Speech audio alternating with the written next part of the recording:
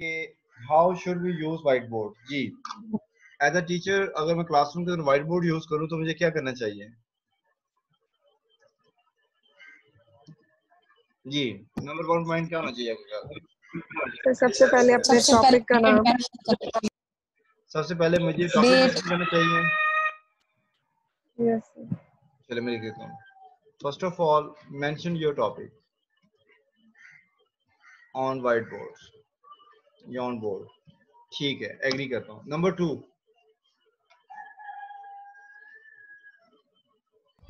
Date वगैरह sir. Then सब topics name. Date नहीं लिखेंगे सर सबसे पहले। Mention date. ठीक है जी, ऑन बोर्ड राइट हो गया। Sir contents. हाँ, क्या करूँगा? सर टॉपिक कंटेंट्स तो साथ साथ जाएंगे। सर टॉपिक जी, क्या करना चाहिए?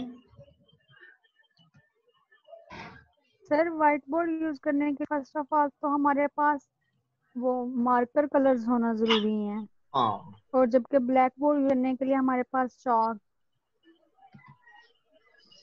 ठीक हो गया। मैं लिखने जा रहा हूँ यहाँ पे use multiple colour, use multiple colour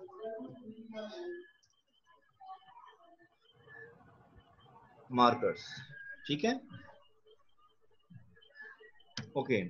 तो हमें multiple colours of markers use करने चाहिए। I agree with that. और क्या करना चाहिए?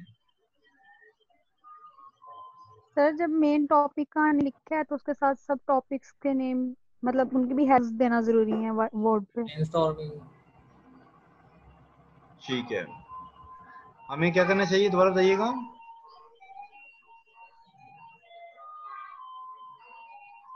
सर वो बोल रही है सब टॉपिक्स लिखने चाहिए। ऑफिस के नाम लेने चाहिए। यस सर, वो बोल रही है कि सब टॉपिक्स के नाम लिखने चाहिए, जो टॉपिक है उसके अंदर हम क्या क्या पढ़ाने जा रहे हैं। Topic and subtopic names. ठीक है जी, okay, I agree with that. और क्या करना चाहिए? सर मुझे लगता है ये सारी चीजें एक साइड पे लिखनी चाहिए ताकि बाकी काम के लिए भी जगह बचे। ओके, एक जगह एक साइड पे क्या मतलब? सर पार्टीशनिंग करनी चाहिए। ठीक है, we should use partitioning of white board. Sir जब हम स्टार्ट करें तो डेफिनेशन और उसके ऑथर का नाम, मतलब जिसने वो चीज स्टडी की हो वो मेंशन कर दें जस्ट। ये अगर आप साइंस पढ़ा रहेंगे तो क्या लिखेंगे फिर आप?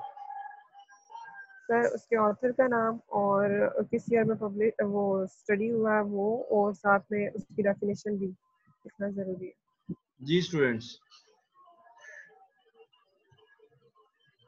एग्री करते हैं इस चीज की कि हम टॉपिक का ये लिख सकते हैं? क्या कहते हैं क्लास? सर साइंस पढ़ाते हुए तो हम लिखते हैं ना।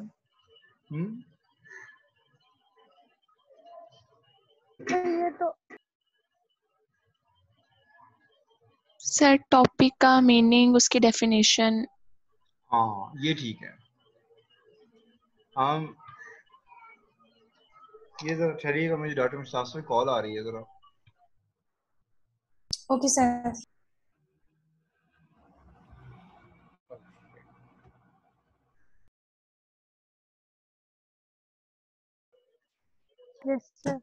तो हमने मुख्तलिफ जो पार्टीशन की है वो इस पर्पज के लिए की है कि हमने इसको मुख्तलिफ चीजें यहाँ पे ड्रॉ करनी है, लिखनी है। और जी नेक्स्ट पॉइंट क्या होना चाहिए? Sir meaning of topic and हाँ, आपने डेफिनेशन कहा ऑफ था डेफिनेशन। यस, डेफिनेटली अगर कोई टॉपिक जिसमें कोई डेफिनेशन है तो उस डेफिनेशन को लाजमी लाजमी लाजमी बोर्ड पे लिखे। ठीक है, right? Yes sir. Definitions of important concepts.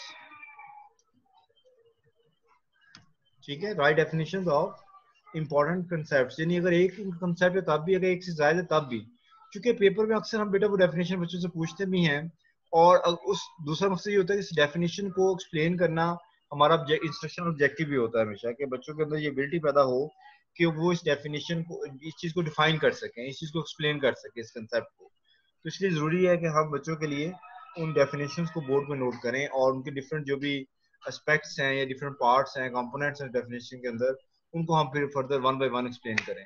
जी, और क्या होना चाहिए? सर जो हम एक्सप्लेन करने लगे हैं, कोई उसका मेन जो पॉइंट है वो लिख के फिर उसको एक्सप्लेन करें, बस पॉइंट का नाम लिख दें, आगे उसको एक्सप्लेन कर दें, सारा लिखना जरूरी नहीं है। वो हमने ऊपर लिखा है mention topic and subtopic names, ये वही आ जाता है कि जो भी सब टॉपिक आप प्रेजेंट कर रहे हैं उसको मेंशन करें, साथ में सब टॉपिक भी आता है उसका नाम भी मेंशन करें, और अपने वर्ड्स में फिर उसको एक्सप्लेन कर दें। जी सर जी साइंस सर मेन में थिंग मतलब हम जी जी सर मतलब इन साइंस में हम डायग्राम बना के उस टॉपिक को अच्छे तरीके से एक्सप्लेन कर सकते ठीक है हैं। डायग्राम मस्ट होनी चाहिए उस टॉपिक की, ठीक है। तो हमें ड्रॉ इम्पोर्टेंट डायग्राम्स, मतलब जो रिलेटेड टॉपिक। ठीक है। तो जो भी आपके इम्पोर्टेंट डायग्राम्स है उनको लाजमी ड्रॉ करें, एंड फर्दर एंड सर जो लेबल भी इट। कंपोनेंट्स हैं उनको नेम करें, name all components of diagram, ये लेबलिंग करें उसकी, और उसके जो भी अज़ा होते हैं एक डायग्राम, अगर डायग्राम प्रोसेस को शो कर रही है तो उसके अंदर जो भी डिफरेंट कंपोनेंट्स हैं, पार्ट्स हैं उस प्रोसेस के, उनको फिर लेबलिंग लाजमी करें। ठीक है, name all components of diagram. मसलन जैसे आपके डाइजेस्टिव सिस्टम है, या आपका ब्लड सर्कुलेशन सिस्टम है, या ये रेस्पिरेटरी सिस्टम है, तो अगर आप उसको ड्रॉ करते हैं बोर्ड के ऊपर तो उसके जो डिफरेंट कंपोनेंट्स हैं उनको फिर आप एक्सप्लेन करें कि कौन सा कंपोनेंट, जैसे आई है उसका अगर ड्रॉ करते हैं तो फिर आई के मुख्तलिफ कंपोनेंट्स हैं उसको बच्चों के सामने वन बाय वन लेबलिंग करें, और बच्चों से इंटरेक्शन भी करें कि भाई ये क्या चीज़ है, ये क्या चीज़ है, फिर उनसे पूछ के लिख सकते हैं। तो ये इंटरेक्शन भी इंक्रीज करता है अगर आप ड्रॉ करते हैं कोई भी डायग्राम को ऑन द बोर्ड, और ये अच्छा मेथड है टीचिंग का। जी, और कोई आपकी तरफ से? और कोई आपकी सर सर अगर यूज कोई अ नई डस्टर। जी, क्या करना चाहिए?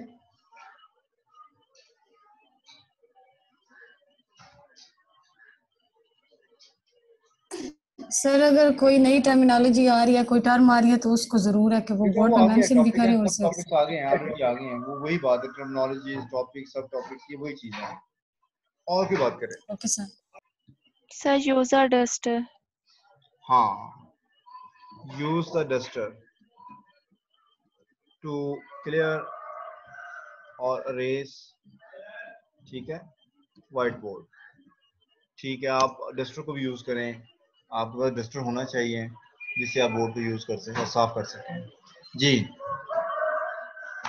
और सर लिखते हुए सामने खड़े होके ना लिखें, एक साइड पे होके हैंड मतलब ऐसे लिखें कि ये पीछे से क्लियर हो स्टूडेंट्स को भी।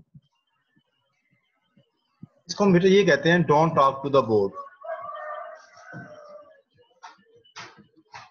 लिखते वक्त तो फिर सामने आना ही पड़ेगा बोर्ड के, ऐसा पॉसिबल नहीं है कि हम किसी स्टिक से लिख लें, हाथ से लिखना पड़ेगा, इसलिए बोर्ड के आगे हमें घूमना पड़ता है, आगे खड़े होना पड़ता है। तो जब आप लिख रहे होते हैं तो उस वक्त आप थोड़ा सा थोड़ी देर के लिए या तो बहुत कम बोलें या बिल्कुल ना बोलें, आप पहले एक दफा लिख लें फिर इसको एक्सप्लेन करें क्लास के आगे, ये मैं आपसे रिक्वेस्ट करना चाहूँगा। ठीक है, सर राइटिंग। बोर्ड तो बहुत सारे टीचर ऐसा करते हैं, लिख रहे होते हैं बोर्ड के ऊपर और बोर्ड से बातें करते रहते हैं, पीछे बच्चे शरारतें करते रहते हैं, डिसिप्लिन इशू बन जाते हैं। ठीक है, तो इस चीज से हमें जरा अवॉइड करना है। जी, और की बात? सर राइटिंग भी राइटिंग क्या? सर बड़ी होनी चाहिए, हाँ, तो टीचर्स छोटा भी लिखते हैं। एलिजिबल, ऐसे एलिजिबल या एलिजिबल होता है, कौन सी टर्म है ये एलिजिबल?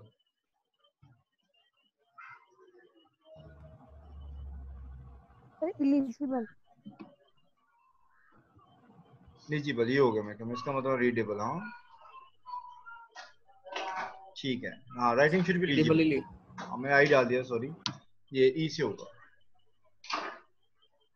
तो राइटिंग आपकी इतनी गंदी ना हो, पहली बात ये है कि बच्चे पढ़े जा सकें, और इतनी छोटी ना हो कि बच्चे देख ही ना सकें। तो ये दोनों शर्तों में इट शुड बी एलिजिबल कि आपकी वाजिया भी हो और बच्चे पढ़ने के लिहाज से भी और लिखने के लिहाज से इसका फॉन्ट फेस भी, फॉन्ट साइज भी बड़ा होना चाहिए। जी, और कोई बात? सर मिटाने से पहले बच्चों से पूछें।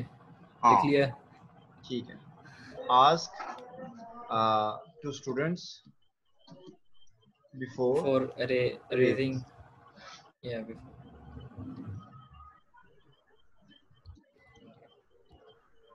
जो भी आपने कंटेंट बोर्ड पे लिखा है उसको आप अरेज करने से पहले बच्चों से पूछ लें। अगर बच्चे उसको ड्रॉ कर रहे हैं या उसको फॉलो कर रहे हैं या उसके नोट्स ले रहे हैं, ताकि उनकी इशू ना बढ़े। क्योंकि जो उर्दू और इंग्लिश के सब्जेक्ट्स है उसमें बच्चों को फिर बड़े बड़े चूंकि सामने पैसेज भी लिखवाने पड़ जाते हैं, तो उस सूरत में फिर बच्चों को एप्लीकेशंस हैं, स्टोरीज हैं, ठीक है, लेटर्स हैं, तो वो चीज़ें चूंकि बोर्ड पे लिखनी होती है टीचर ने, तो इसलिए फिर उनसे पूछना बेहतर होता है। ऐसे जब साइंस में आप लोग डायग्राम बना रहे होते हैं, बच्चे भी अगर बना रहे होते हैं, तो उनसे फिर पूछ लें कि क्या उन्होंने वो चीज़ कॉपी कर ली है, बना ली है, उसको अच्छी तरीके से लेबल कर लिया है। अगर कर लिया तो फिर आप उसको रेज कर दें। जी, next point please. Important terms को हाईलाइट करना बोर्ड पे। वो हो गए पेपर में जो इम्पोर्टेंट अच्छा, टर्म्स हैं उसकी बात हो गई है कि हमने उनको पॉइंट आउट करना सर है। डिफरेंट कलर्स के मार्कर्स यूज करें। ये हो गया। डिफरेंट कलर्स के मार्कर यूज करें, ये भी बात हो गई है।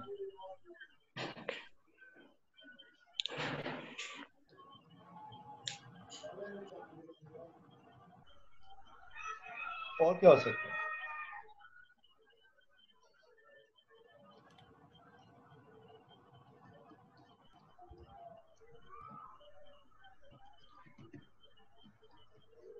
इसकी समझ है आपको? ये जो पॉइंट लिखा मैंने भी,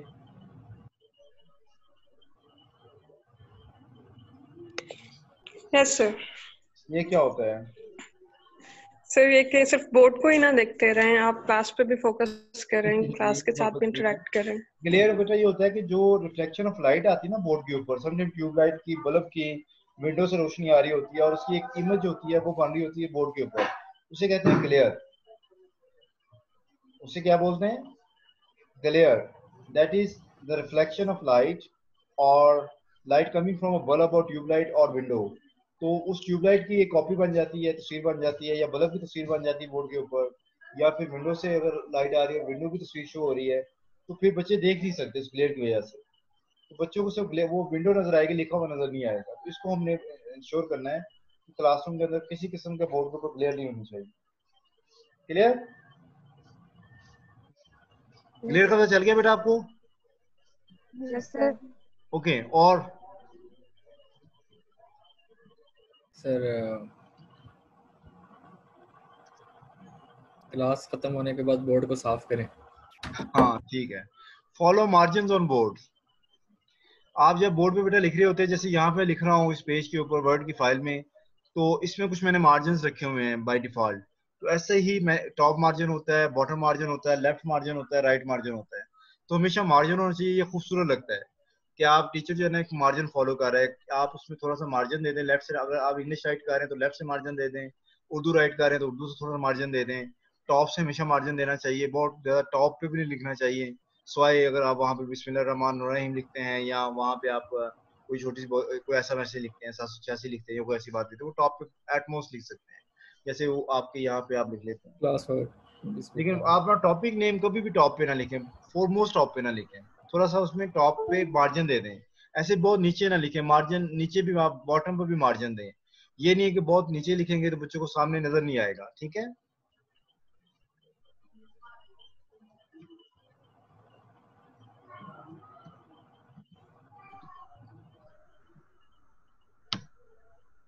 ये बात मैंने क्या लिखी है?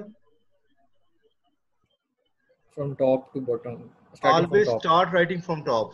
अगर आप बेटा इंग्लिश की कुछ चीज लिख रहे हैं, साइंस की बच्चे को डेफिनेशन लिख रहे हैं, लेकिन उसको फिर टॉप से लिखें, लेफ्ट से लिखें, लेकिन टॉप लेफ्ट से लिखें। ठीक है? और मार्जिन भी छोड़ें उसमें, पहले मार्जिन छोड़ें फिर उसमें लिखना शुरू करें, और हमेशा टॉप से लिखें। अक्सर ये टीचर्स करते हैं, वो दरमियान में टॉपिक लिख देते हैं, तो दरमियान में टॉपिक ना लिखें, हम हमेशा टॉप पे लिखें जहां से आपने शुरू करना है। ठीक है? क्लियर हो गई ये ये बात? भी होता है ना लेफ्ट टू राइट लिखना है। वो लेफ्ट से अगर लिखना है तो लेफ्ट टॉप पे लिख लेना। मैंने टॉप लिखा है, मैंने लेफ्ट राइट नहीं लिखा। अच्छा अगर आप उर्दू लिख रहे हैं तो राइट से अच्छा लिखें, इंग्लिश लिख रहे हैं तो आप लेफ्ट से लिखें, लेकिन टॉप ठीक से है सर, लिखें। ठीक ये है। कह रहा सेंटर में बिला वजह ना लिखने, क्योंकि फिर आपने बाकी पॉइंट्स लिखने, फिर वो फिर रेज करते फिरेंगे, तो बाद में थोड़ा सा इकट्ठा रेज कर लीजिएगा, ये मैं कहना चाह रहा हूँ। ठीक है, और कभी बॉटम पे नहीं लिखते हैं, बहुत बॉटम पे जाके ना लिखें। Do not right anything on bottom. ठीक है, बहुत बॉटम पे जाके कभी कुछ ना लिखें, उसको मार्जिन के तौर पे छोड़ दें और ऊपर से कुछ रेज कर लें, ऊपर से बेटा कुछ रेज कर लें और वहां पे वो पॉइंट लिख लें। बहुत बॉटम पे ना लिखें, do not right anything on bottom. Bottom पे मार्जिन दे दें और उस मार्जिन के बाद बॉटम पे कुछ ना लिखें। उसकी भी रीजन ये होती है कि आपकी जो फ्रंट लाइन है उनको तो नजर आ रहा है, लेकिन जो लास्ट में लोग बैठे हैं, दरमियान में लोग बैठे हैं, उन्हें फिर बॉटम नजर नहीं आता, ये इसकी वजह है जी। और कोई पॉइंट? सर लास्ट पे टीचर को फीडबैक ले लेना चाहिए कि समझ आया बच्चों को या नहीं आया, क्विज ले ले। Don't stand before board while explaining. ठीक है, आप जब बोर्ड पे एक्सप्लेन कर रहे होते हैं तो पहले आप लिख लें और उसके बाद उसको बेटा एक्सप्लेन करें। इसलिए मैंने कहा था do not talk to the board and do not stand before board while explaining. तो ये ना टीचर बोर्ड के सामने खड़ा बातें कर रहा है और बच्चों को नजर नहीं आ रहा, फिर लिखने का फायदा कोई नहीं है। सर स्लो स्लो लिखना है कि बच्चे साथ साथ रहें। हाँ, जब बेटा आप कुछ चीज लिख रहे होते हैं आप ये भी देखें कि क्या बच्चों ने उसे कॉपी करना लाजमी है। अगर लाजमी नहीं है तो बच्चों को इंस्ट्रक्शन दे दें कि इस चीज को कॉपी ना करें, बस इसे समझे। ठीक है, और जब इस चीज को समझ लेंगे फिर उन्हें आखिर पे टाइम दे देगा आप इसको कॉपी कर लें। जो आप साथ साथ वाली बात कह रहे हैं ना, तो ज्यादा जरूरी होता है बच्चों को चीजें यानी अंडरस्टैंड करवाना।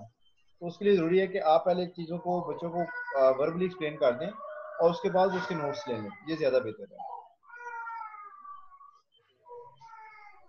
यानी उसको 5 मिनट दे दें, 10 मिनट दे दें, बाद में टाइम दे दें, पहले एक बार उसकी लेक्चरिंग कर लें, इंस्ट्रक्शन दे दें और उसके बाद फिर नोट्स चेकिंग के लिए टाइम दे दें जी। और कोई पॉइंट? लास्ट पे सर फीडबैक ले लेना चाहिए टीचर क्वेश्चन आंसरिंग करके बच्चों से कि उन्हें समझ आया कि नहीं आया। ठीक है, हम समटाइम ये भी कहते हैं use board for question and answers. ठीक है, हम जब समय ये भी इंस्ट्रक्ट करते हैं आपको कि आप क्वेश्चन बोर्ड पे लिख सकते हैं, जो भी आपने पूछना बोर्ड पे लिख सकते हैं और बच्चों से उसका आंसर ले सकते हैं। तो स्मॉल क्वेश्चन जो है बोर्ड पे लिखे जा सकते हैं आसानी से। तो टीचर एक एक करके क्वेश्चन या यानी लिख लेता है, या एक दो तीन क्वेश्चन इकट्ठे लिख लेता है, फिर एक एक करके पूछ लेता है। तो आप क्लासरूम इंटरेक्शन के लिए भी इसे यूज कर सकते हैं। ठीक है, और भी बात?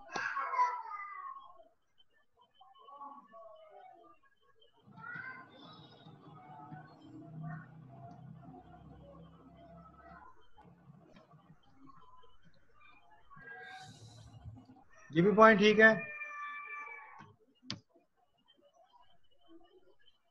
Yes sir.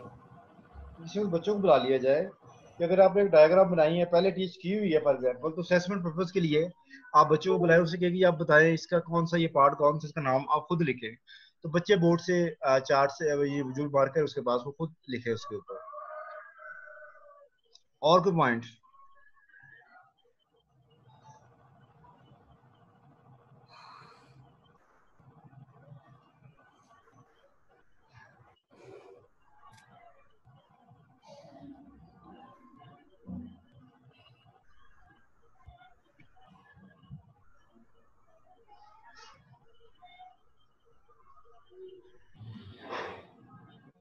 जी, और कोई पॉइंट?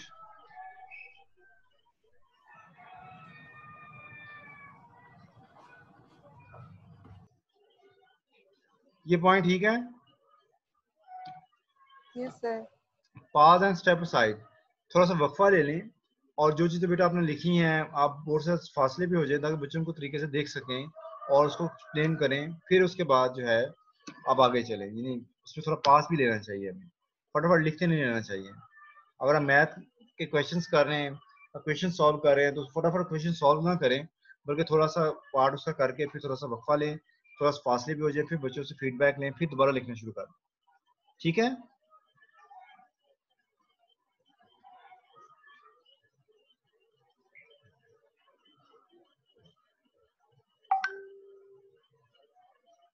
जी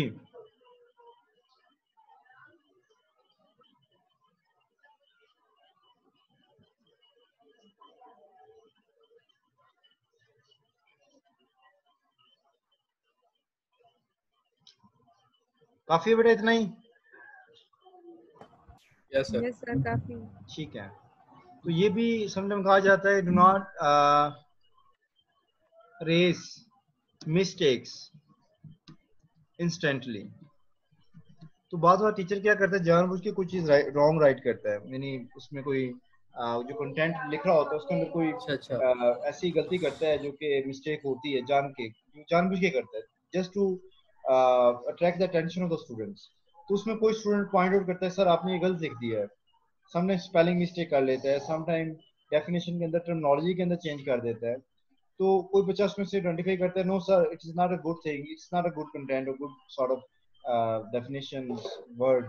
तो वो उस टर्मिनोलॉजी को, उस टर्म को पॉइंट आउट करता है। तो आप क्या करते हैं, आप जानबूझ के फिर बच्चों से पूछते हैं कि भाई ये मिस्टेक क्यों है, लेकिन दूसरे बच्चों से पूछते हैं ताकि उनके अंदर थोड़ा सा लॉजिक डेवलप हो सके, और उनसे फिर बात करें, एक दो तीन स्टूडेंट से जो कमजोर है खास तौर पर, उनसे बात करें कि आपको ये मिस्टेक लगती है कि नहीं लगती है, लगती है तो क्यों लगती है। तो थोड़ा सा उन्हें मोटिवेट करें, कॉन्फिडेंस दें, ठीक है, ताकि वो भी पार्टिसिपेट कर सकें, और इस तरह के फिर मिस्टेक को फौरी ना रेज करें, बल्कि थोड़ा सा बच्चों से फीडबैक लेके फिर रेज करें। ठीक है? ओके, एट द एंड बेटा आप जो भी आप करते हैं समटाइम उसको समराइज करें। ठीक है?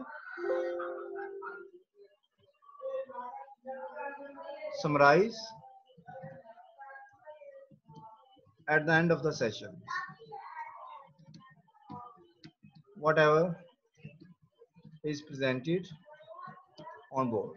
तो समटाइम ये भी होता है कि अगर कोई मैथमेटिक्स का क्वेश्चन सॉल्व की गई हैं तो उसको आप ये समराइज करें from very first step to the last step. Sometime अगर आप साइंस के रिलेटेड कोई डायग्राम है तो उसको रेज करने से पहले उसको समराइज करें, ठीक है, कि ये किस तरह से किया, ये पॉइंट क्या था, ये पॉइंट था, ये किस लिए था, वो किस लिए था। ठीक है? तो ये जरूरी है कि आप इसको at the end of the lesson summarisation के लिए और समटाइम असेसमेंट के लिए भी यूज कर सकते हैं। क्लियर बच्चों? और कोई पॉइंट? नो सर, बहुत। हाँ, आखिरी पॉइंट ये है कि प्लीज प्लीज इंश्योर